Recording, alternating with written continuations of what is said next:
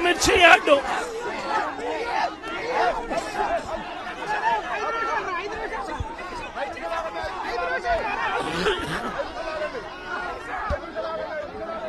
సచివాలయానికి చంద్రబాబు నాయుడు గారి సచివాలయానికి చంద్రబాబు నాయుడు గారి ఇంటికి గుంటూరు మిర్చి యార్డు ఎంత దూరం?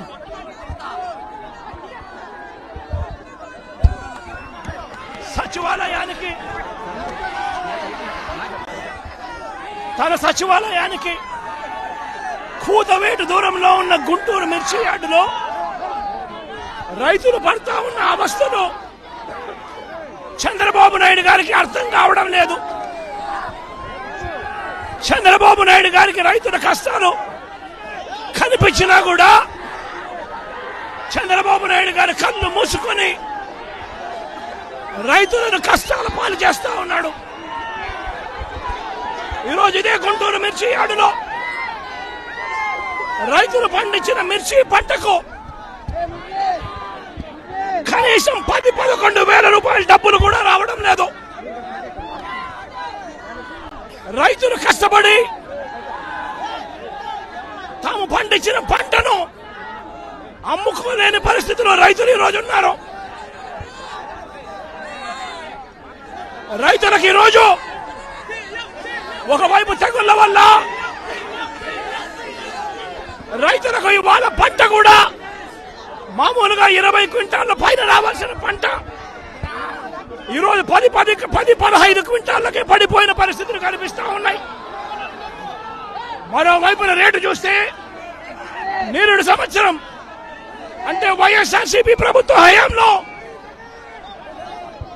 21,000 నుంచి 27,000 రూపాయలు పలికిన పంట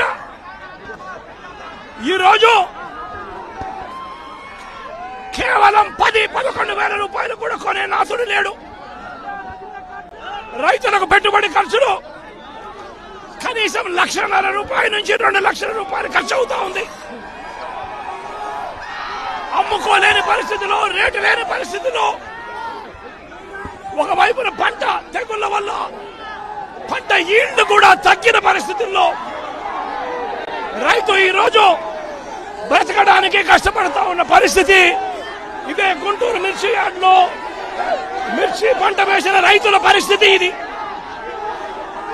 రాష్ట్ర వ్యాప్తంగా ఏ పంట తీసుకున్నా కూడా కందులు గాని, మినుము గాని, పెసరు గాని, టమాటో గాని, పత్తి గాని, ఇలా ఏ పంట తీసుకున్నా కూడా రైతులకు గిట్టుబాటు ధరలు రాని పరిస్థితి ఈ రోజు ఈ రాష్ట్రంలో కనిపిస్తా ఉంది. మరోవైపున చూస్తే చంద్రబాబు నాయుడు గారు రైతులను దళారీలకు అమ్మేసిన పరిస్థితి కనిపిస్తా ఉంది. ఈరోజు వైఎస్ఆర్సీపీ ప్రభుత్వ హయాంలో రైతు జీవితంలో వెలుగులు చూడడానికి ప్రవేశపెట్టిన సంస్కరణలన్నీ కూడా ఈరోజు అన్ని కూడా కనపడకుండా పోయే పరిస్థితిలోకి వచ్చాయి. ఈరోజు గ్రామాలలో ఆర్బీకే వ్యవస్థ ఈరోజు గ్రామాలలో నిర్వీర్యమైపోయిన పరిస్థితి. ఈ క్రాప్ వ్యవస్థ నిర్వీర్యమైపోయిన పరిస్థితి. ఈరోజు గ్రామాలలో రైతులను చేయి పట్టుకొని నడిపించే ఈ ఆర్బీకే వ్యవస్థ ద్వారా గతంలో పంటలు కొనుగోలు జరిగేటివి. ప్రతి రైతు కూడా ఈ క్రాప్ కింద రిజిస్టర్ చేసుకున్న ప్రతి రైతుకు కూడా గిట్టుబాటు ధరలు వచ్చే విధంగా ఆర్బీకేలో ఈ మాదిరిగా పోస్టర్లు కనిపించేటివి.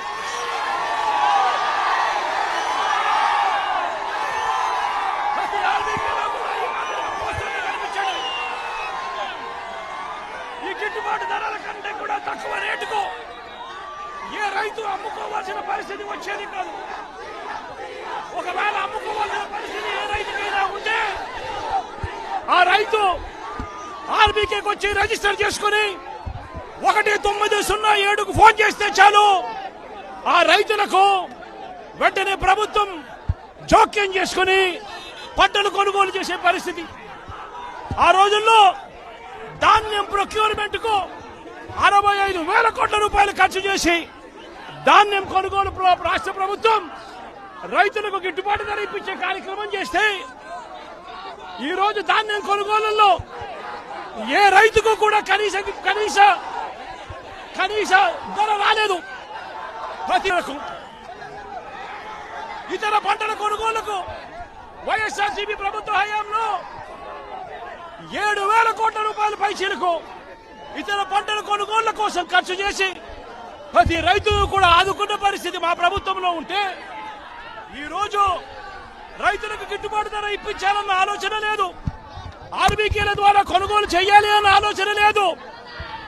ఒక నంబర్ ఫోన్ కొడితే చాలు ప్రభుత్వం స్పందిస్తుందన్న నమ్మకం ఈ రోజు రైతుల్లో కూడా కరువైపోయిన పరిస్థితులు ఈ రోజు రాష్ట్రంలో కనిపిస్తా ఉన్న పరిస్థితులు. ఈ రోజు ప్రతి వ్యవస్థ కూడా నిర్వీర్యమైపోయిన పరిస్థితి. ఆర్బీకేలు నిర్వీర్యమైపోయాయి. ఆర్బీకేలో అనుసంధానంగా ఉన్న ఇంటిగ్రేటెడ్ ల్యాబ్స్ ఈ రోజు నిర్వీర్యమైపోయినాయి. గతంలో ఎవరైనా కల్తీ విత్తనాలు అమ్మాలనుకుంటే ప్రభుత్వం ఉంది అని చెప్పి భయపడే పరిస్థితి నుంచి ఈ రోజు యథేచ్ఛగా ప్రభుత్వం దగ్గరుండి ఆర్బీకేల ద్వారా ఎరువులు సప్లై, విత్తనాల సప్లై ఆపేసిన కార్యక్రమం జరుగుతా ఉంది. ఎరువుల సప్లై, విత్తనాల సప్లై, పెస్టిసైడ్ సప్లై ఆర్బీకేల ద్వారా పూర్తిగా తగ్గించిన పరిస్థితులలో ఈ రోజు ఎరువులు కొనాలంటే రైతులు ప్రైవేట్ బ్రోకర్ల దగ్గర కొనాల్సి వస్తా ఉంది. ప్రైవేట్ డీలర్ల దగ్గర కొంటే వాళ్ళు కనీసము 100 రూపాయల నుంచి 400 రూపాయలు బ్లాక్ లో అమ్ముతా ఉన్న పరిస్థితి ఎరువులకు సంబంధించి. ఈ రోజు క్వాలిటీ కంట్రోల్ చేసే విషయంలో ప్రభుత్వం పూర్తిగా ఫెయిల్ అయిపోయిన పరిస్థితులు కనిపిస్తా ఉంది. నాణ్యమైనవి మాత్రమే అమ్మే పరిస్థితి గతంలో ఆర్బీకేల ద్వారా చేస్తే రాష్ట్ర ప్రభుత్వం ఈ రోజు నాణ్యమైనటివి ఏవి కూడా రైతులకు సప్లై కాకుండా ఉండే పరిస్థితి ఈ రోజు రాష్ట్రంలో నెలకొని ఉంది. ఇప్పటికైనా రాష్ట్ర ప్రభుత్వం కళ్ళు తెరిచి రైతులకు పెట్టుబడి సహాయం కింద వాళ్ళు ఇస్తామని చెప్పిన పీఎం కిసాన్ కాక 20,000 రూపాయలు ఏదైతే ఇస్తామని చెప్పారో అది కూడా రైతులను మోసం చేసిన పరిస్థితిలో ఈ రోజు రాష్ట్ర ప్రభుత్వం కనిపిస్తా ఉంది. రైతులకు ఈ రోజు 0 వడ్డీ రాని పరిస్థితి ఈ రోజు రైతాంగం మీద కనిపిస్తా ఉంది.